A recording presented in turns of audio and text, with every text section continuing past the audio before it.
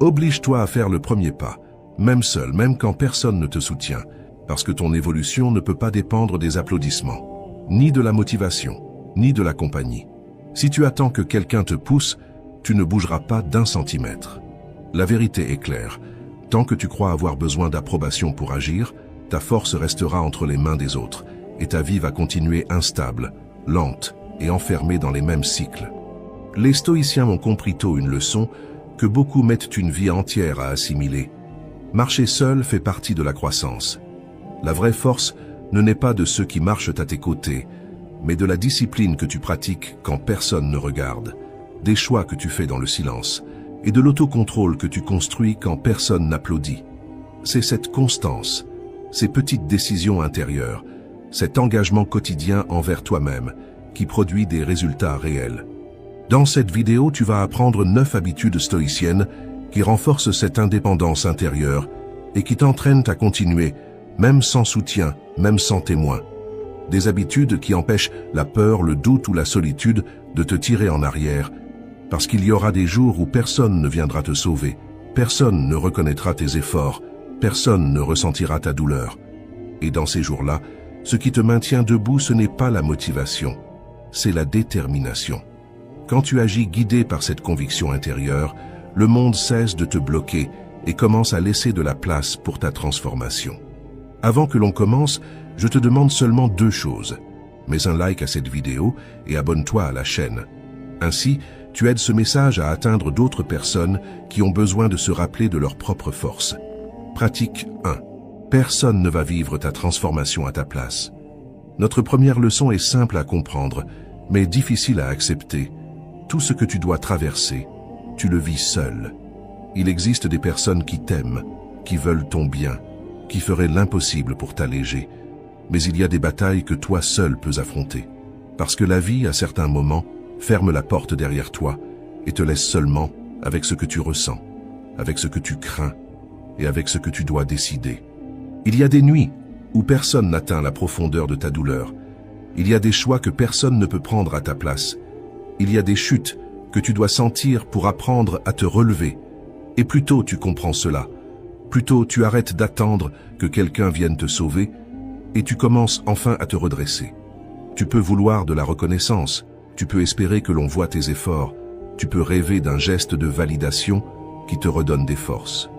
Mais cet espoir te garde coincé et fragile, parce qu'il te fait croire que ta croissance dépend de l'initiative de quelqu'un d'autre, alors qu'en réalité, la seule force capable de faire avancer ta vie, c'est la tienne.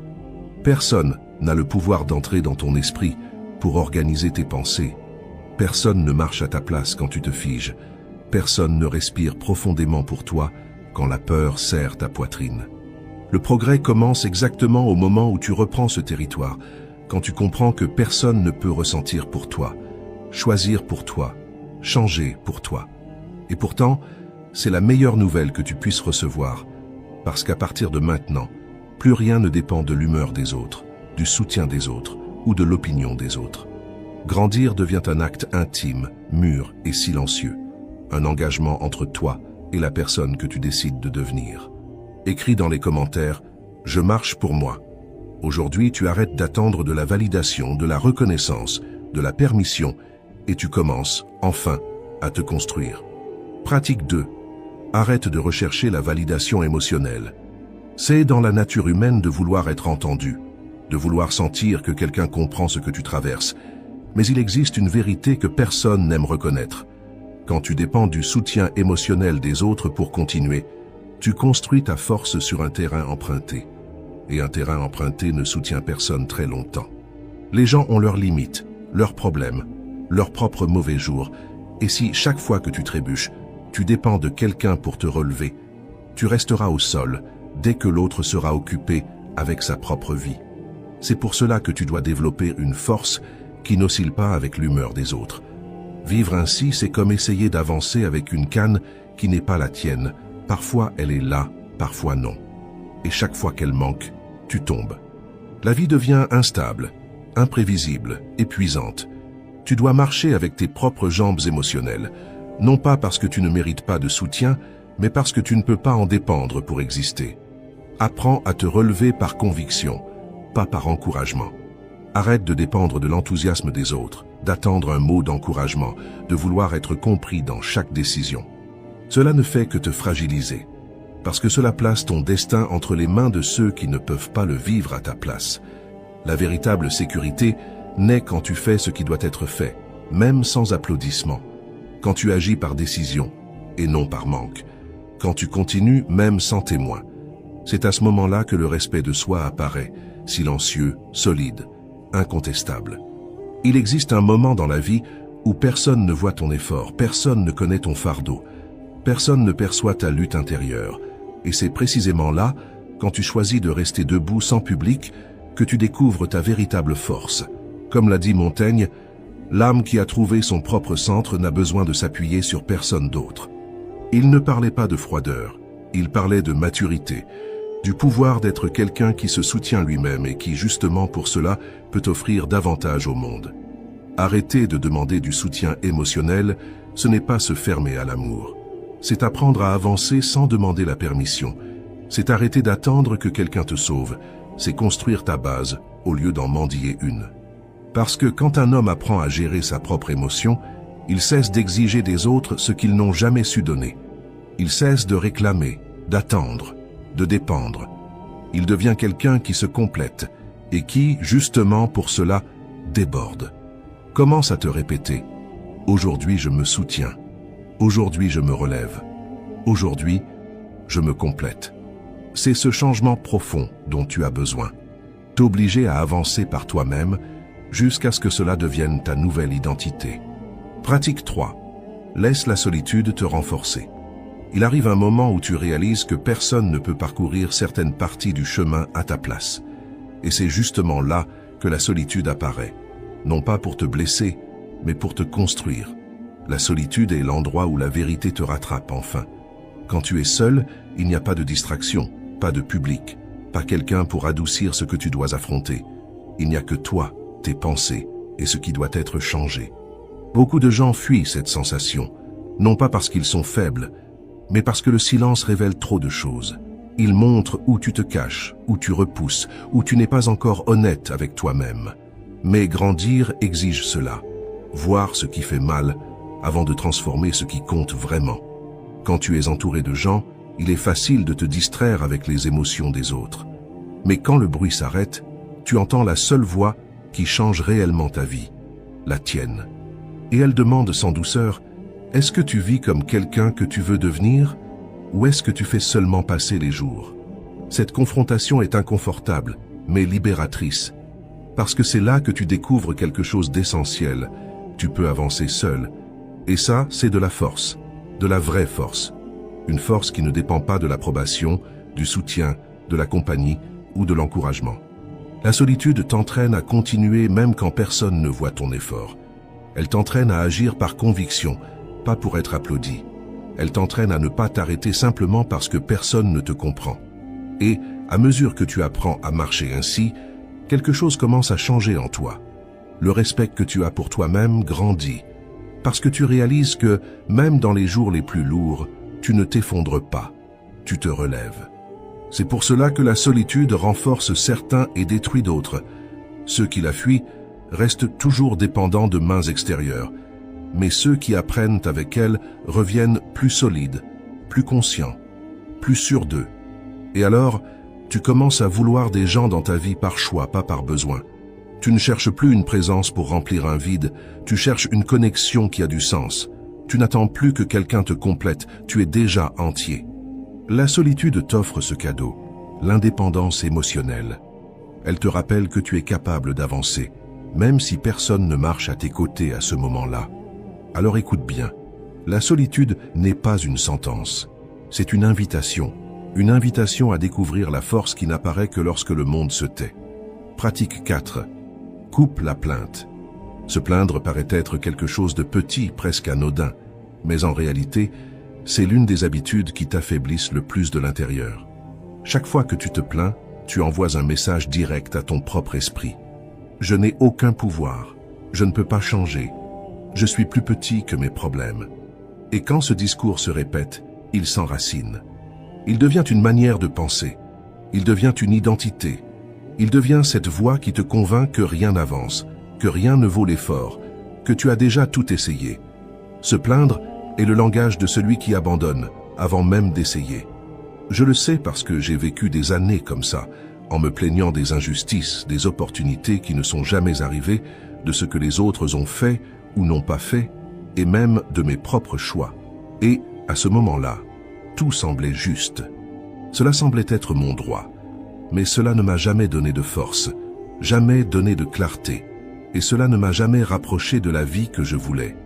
Au contraire, me plaindre faisait de moi un spectateur de ma propre histoire. Cela me laissait attendre des solutions qui ne venaient jamais, en croyant que quelqu'un devait changer quelque chose pour moi. Et peu à peu, cela m'a poussé vers le cynisme, cette sensation dangereuse que rien ne change, que rien ne vaut la peine, que rien ne fait la moindre différence. C'est comme ça que l'on commence à mourir de son vivant, quand on cesse d'agir et qu'on se contente de réagir. Le tournant est arrivé quand je me suis posé la question la plus difficile de toutes. Quelle part de ma douleur suis-je en train d'alimenter parce que je ne fais pas ce que je sais que je dois faire? Cette question m'a frappé comme un coup de poing. J'ai compris qu'une partie de ma souffrance ne venait pas des problèmes, mais de ma passivité, des excuses, des plaintes que j'utilisais pour ne pas changer. Et ce jour-là, pour la première fois, j'ai arrêté de faire semblant d'être une victime. J'ai repris le contrôle. J'ai décidé que je ne voulais plus être quelqu'un qui montre du doigt ce qui est mauvais. Je voulais être quelqu'un qui résout. J'ai commencé par une question simple, qui a changé tout mon comportement. Qu'est-ce qui dépend de moi? Pas ce que les autres devraient faire. Pas pourquoi c'est injuste. Mais qu'est-ce que je peux faire maintenant pour faire avancer ma vie d'1 centimètre? Cette question a ouvert des chemins là où je ne voyais que des murs. Là où il y avait de la colère, un élan est apparu. Là où je pensais abandonner, j'ai commencé à décider. Je suis passé de spectateur à protagoniste. Et peu à peu, j'ai commencé à retrouver du respect pour moi. Parce que c'est ce que l'action fait. Elle rend la dignité. La plainte vole. L'action rend. La vie continue d'être difficile. Les injustices continuent d'exister. Mais moi, j'ai changé, et quand tu changes, tout autour commence à répondre d'une autre manière. Le monde ne donne rien à celui qui se plaint, mais il ouvre des portes à celui qui persévère, à celui qui transforme l'indignation en mouvement, à celui qui prend le peu qu'il a et construit quelque chose. Aujourd'hui, si quelque chose me fait mal, je ne me plains pas, j'affronte. S'il me manque quelque chose, je ne m'apitoie pas, je cherche. Si quelque chose m'indigne, je ne crie pas, j'agis. Et si je suis seul, sans applaudissements, sans compagnie, je continue de la même manière, parce que maintenant je dépends de mes jambes, pas des attentes des autres. Celui qui se plaint a besoin de complices pour justifier sa propre paralysie. Mais celui qui a décidé de grandir ne cherche pas des excuses, il cherche une direction. Et quand ce changement arrive, une phrase disparaît de ta vie. Je n'y arrive pas. Parce que tu y arrives, tu as toujours pu y arriver. Tu avais seulement besoin d'arrêter de te plaindre et de commencer. Pratique 5. Trouve la validation en toi, pas chez les autres. Pendant très longtemps, j'ai vécu en attendant que quelqu'un me dise « Tu es sur la bonne voie ». Je pensais avoir besoin de ça pour continuer, comme si ma valeur dépendait d'un « bravo » venant de l'extérieur. Et peut-être que tu connais cette sensation. Quand on te félicite, tu respires. Quand on ne te félicite pas, tu t'effondres de l'intérieur. Le problème est simple, mais personne ne le dit. Tant que tu dépends de l'approbation des autres, tu ne te feras jamais vraiment confiance. Je m'en suis rendu compte tard. J'ai passé des années à vouloir plaire, à vouloir prouver, à essayer d'être suffisant pour une norme dont je ne savais même pas à qui elle appartenait. Et chaque fois que la reconnaissance arrivait, je me sentais fort. Mais quand elle n'arrivait pas, je commençais à douter même des décisions qui avant me semblaient tellement miennes. Jusqu'à ce qu'un soir, dans l'un de ces moments que personne ne voit, je me suis posé une question qui a tout changé. Ai-je vraiment besoin de l'approbation de quelqu'un pour la vie que je veux vivre? La réponse m'a dérangé, parce que je savais que je laissais une autre personne, parfois même un inconnu, décider si je devais continuer ou m'arrêter. À partir de ce jour, j'ai commencé quelque chose de simple. J'ai arrêté de demander des signes extérieurs et j'ai commencé à me poser seulement ceci.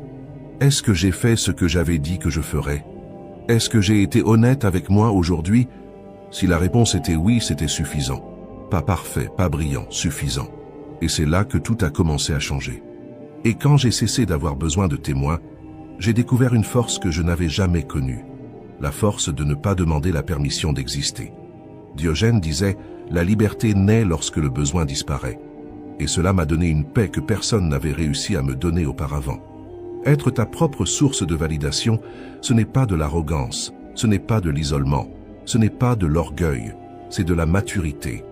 C'est refuser de remettre ton humeur, ton rythme et ta confiance entre des mains qui changent d'avis tout le temps.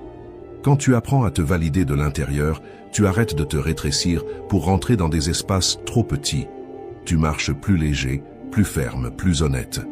Tu arrêtes de demander la permission d'être qui tu es. Et voici la vérité qui fait mal, mais qui libère. Si tu veux que le monde te respecte, commence par arrêter de demander l'approbation. Le respect naît de la posture, et la posture naît de la clarté intérieure. Alors fais-en une habitude quotidienne.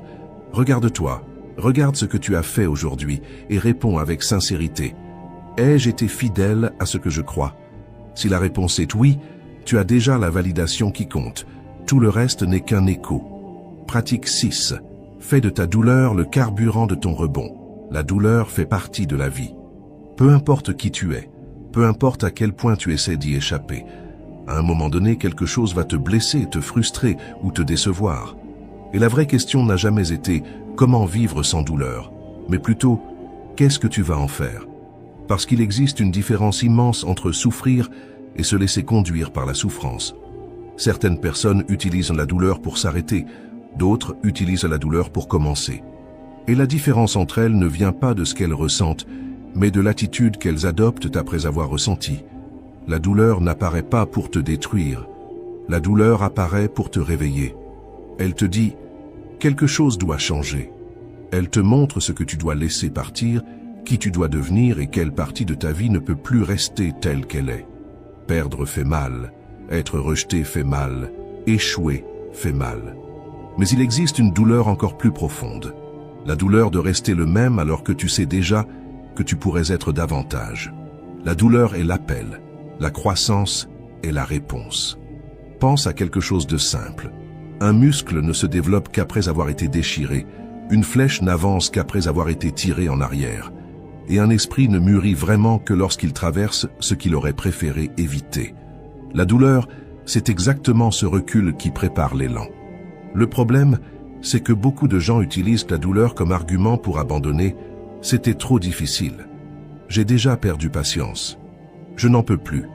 Sauf qu'à chaque fois que tu dis ça, tu donnes à la douleur le pouvoir de décider qui tu vas devenir. Tu ne peux pas empêcher la vie de te blesser, mais tu peux empêcher qu'elle te brise. Et ça commence au moment où tu regardes tes cicatrices sans honte. Pas comme des marques de ce que tu as perdu, mais comme des preuves silencieuses de tout ce que tu as surmonté. Chaque cicatrice est un jour où tu es resté debout, alors qu'il aurait été plus facile de tomber. Elle ne te diminue pas, elle prouve que tu tiens bon. Alors ne demande pas une vie sans douleur, demande la force de traverser, demande la clarté pour comprendre, demande le courage de transformer. Parce que la douleur qui te sert aujourd'hui peut être exactement ce qui te prépare à une version plus forte de toi demain. Parfois, perdre ce qui semblait essentiel est la seule façon de trouver qui tu es vraiment. Parfois, la douleur qui te fait le plus mal est la même qui te réveille. Arrête de regarder ta douleur comme si c'était une punition. Vois-la comme un entraînement. Regarde-la comme un levier, comme une opportunité qui n'apparaît que lorsque tu es prêt à faire un pas de plus. La vie répète les circonstances jusqu'à ce que tu apprennes à les affronter. Et quand tu apprends vraiment, plus rien ne peut te briser. Parce que même ce qui était venu pour te blesser commence à t'impulser, et au bout du compte, tu comprends quelque chose de simple et de puissant. La douleur n'a jamais été la fin du chemin. Ça a toujours été le début de ta force. Pratique 7. Crée une discipline même quand personne n'est là. Il existe une forme de force qui n'apparaît dans aucune photo, qui ne provoque aucun applaudissement, et qui ne devient jamais un titre de journal, mais c'est exactement elle qui façonne la personne que tu deviens. C'est une force qui naît dans les moments où personne ne regarde, quand il n'y a aucune attente, quand il n'y a pas de scène à impressionner. La plupart des gens ne fonctionnent que sous le regard des autres. Quand il y a de la pression, ils se bougent. Quand il y a de la reconnaissance, il se surpasse. Mais ça, ce n'est pas de la discipline. C'est une réaction. La vraie discipline existe quand la seule raison de continuer, c'est toi. Pense à une maison en construction. La partie la plus importante, les fondations, c'est exactement ce que personne ne voit. Elles n'apparaissent pas sur les photos, elles n'ont rien d'esthétique. Elles ne reçoivent aucun compliment. Mais tout ce qui reste debout dépend précisément de ce qui se passe dans l'invisible. Ta vie fonctionne de la même façon. Ce que tu fais quand tu es seul est ce qui soutient tout ce que tu montres au monde. La discipline, c'est du silence.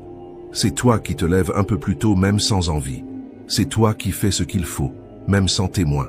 C'est toi qui respectes la promesse que tu t'es faite à toi-même, et non celle que tu fais pour être vu. Et voilà la partie que presque personne n'accepte. Le progrès met du temps à apparaître, et pendant cet intervalle, tu vas travailler pendant des jours et des jours sans voir le moindre retour. C'est pour ça que tant de gens abandonnent. Ils veulent des résultats rapides, une reconnaissance immédiate, une garantie instantanée, mais la maturité, c'est comprendre que rien de profond ne pousse au rythme de l'anxiété. La discipline t'enseigne justement ça.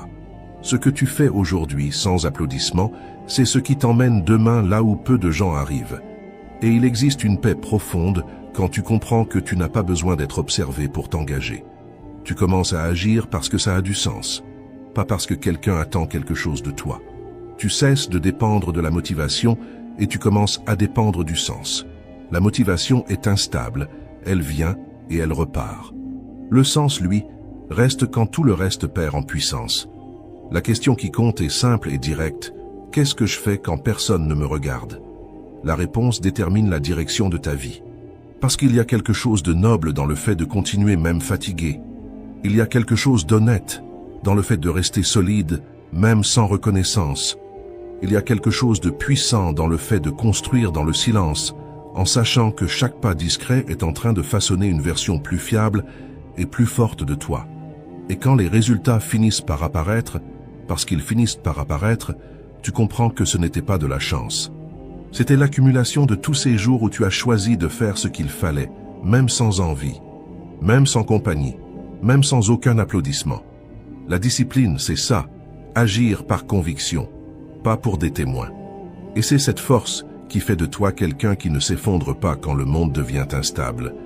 Parce que celui qui s'est entraîné dans le silence ne dépend pas du bruit pour continuer.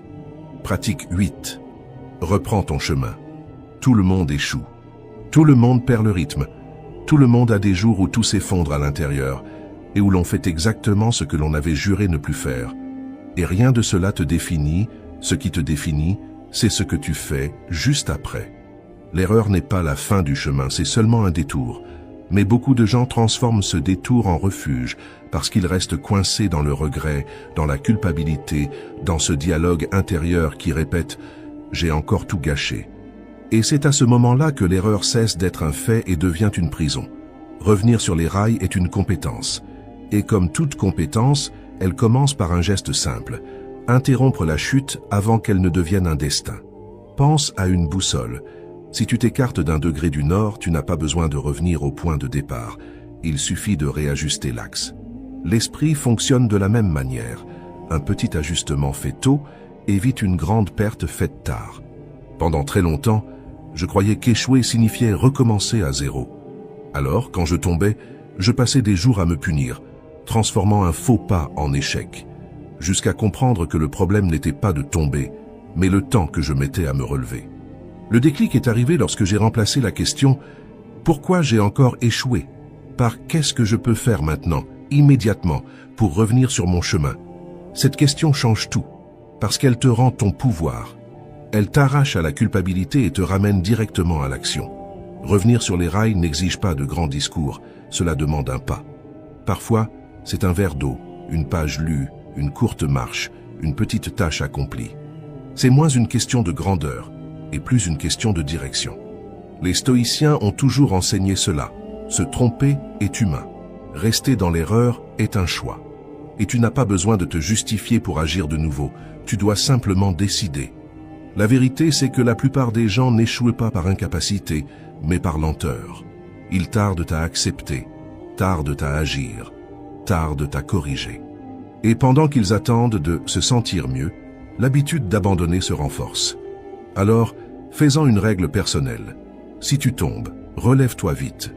Pas dans la précipitation, dans la conscience. Reprends le minimum qui te reconnecte à ta discipline. Ne pense pas trop. Ne dramatise pas. Agis. Chaque minute passée à te culpabiliser est une minute perdue pour te reconstruire. Et quand tu fais cela encore et encore, quelque chose change silencieusement.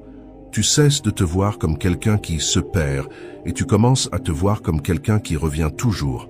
Cette identité est puissante. Elle te donne de la stabilité les jours difficiles, de la clarté les jours confus et du respect pour toi-même les jours où rien ne semble avoir de sens. Parce que la vérité est simple, une erreur ne détruit pas une vie, mais la lenteur à la corriger peut détruire tout un chemin. Revenir sur les rails est un choix quotidien, silencieux, intime, et c'est ce choix qui distingue ceux qui avancent de ceux qui abandonnent. Pratique 9. Trouve ton pourquoi. Quand personne n'est à tes côtés, quand le silence pèse et que tout semble beaucoup trop difficile, il n'existe qu'une seule chose capable de te maintenir debout, la raison pour laquelle tu as commencé.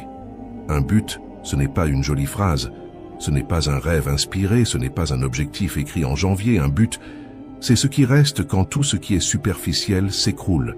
C'est la racine qui retient l'arbre quand le vent change. Et voici une vérité que presque personne n'aime affronter. Sans un pourquoi clair, n'importe quel obstacle se transforme en fin. Avec un pourquoi clair, aucun obstacle n'est définitif. Beaucoup de gens croient que le but se trouve à l'extérieur, comme si l'on attendait un signe, un chemin lumineux, quelqu'un pour indiquer la direction. Mais un but n'apparaît pas comme ça. Il se construit de l'intérieur, il naît de ce qui te dérange, de ce qui te pousse, de ce qui ne te laisse pas oublier qui tu veux devenir. Pense à un phare, il n'empêche pas la tempête, il n'apaise pas la mer, il ne contrôle pas le vent mais il indique une direction, et cette direction suffit pour éviter le naufrage. Ton but fonctionne exactement ainsi. Il n'élimine pas la peur, il n'empêche pas la fatigue, il n'efface pas le doute, mais il te rappelle, dans tes pires jours, pourquoi tu ne dois pas t'arrêter. Demande-toi avec sincérité, pourquoi est-ce que je fais ce que je fais? Qu'est-ce qui en moi mérite de continuer? Qui est-ce que je compte devenir si je vais jusqu'au bout? Et quand tu trouves ces réponses, même imparfaites, tu gagnes quelque chose qu'aucun encouragement extérieur ne peut t'offrir, la constance. Parce que la fatigue passe, la motivation oscille, mais un but, ça soutient, et le plus intéressant, c'est que plus il devient clair, moins tu dépends du monde. Tu n'as plus besoin que l'on te pousse, tu n'as plus besoin qu'on te rappelle, tu n'as plus besoin d'être applaudi. Le but te tire de l'intérieur vers l'extérieur. C'est lui qui te relève quand la solitude pèse. C'est lui qui te ramène quand tu te perds. C'est lui qui t'ancre quand tout autour semble instable. Et avec le temps, tu réalises que marcher seul n'est pas un signe d'abandon, c'est un signe de direction. Tu n'es pas seul, tu es accompagné par la raison que tu as choisi de porter. La vie devient plus légère quand tu arrêtes d'attendre du soutien et que tu commences à attendre de la constance de toi-même. Parce que celui qui a un pourquoi ne marche pas dans le noir, il avance guidé par une flamme qui ne s'éteint pas. Alors cherche ton pourquoi avec calme, mais accroche-toi à lui avec fermeté. Il n'a pas besoin d'impressionner qui que ce soit, il n'a pas besoin d'être grandiose, il n'a pas besoin d'être parfait, il doit seulement être vrai. Et lorsqu'il l'est, tu vas le sentir, peu importe si quelqu'un marche à tes côtés ou non, parce que enfin tu sais où tu vas. Merci d'être resté jusqu'ici. Si cette vidéo t'a aidé à voir les choses sous un autre angle, je t'invite à t'abonner à la chaîne. On continue ensemble ici à réfléchir, à grandir et à construire une force intérieure.